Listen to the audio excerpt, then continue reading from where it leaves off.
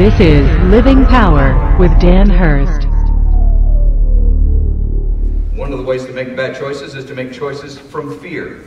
Make a choice on the basis of the fear in your life. When you make choices from the standpoint of fear, you make bad choices. When you operate out of fear, you make wrong choices. 2 Timothy 1 tells us this. It tells us that we are not to make choices out of fear. We're not to make decisions. We're not to live in fear.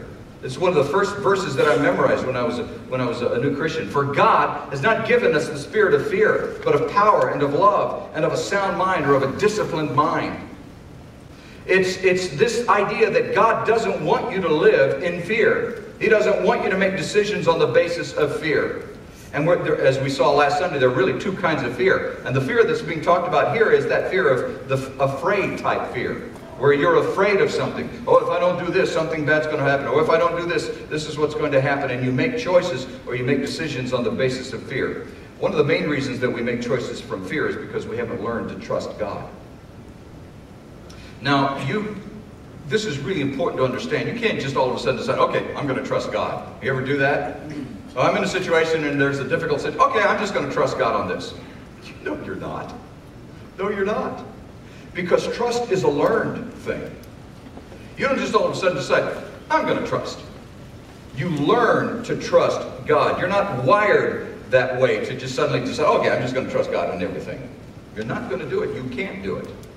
You have to learn to trust Him little by little as you watch Him work in your life. And the more you get to know Him, the more you trust Him. And then, the more you trust Him, the more you begin to make decisions based on your trust in God and not out of fear.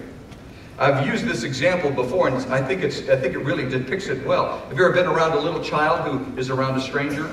Let's say you have a little granddaughter, and one of your friends that they don't know, and you introduce them to him. They're very shy, aren't they?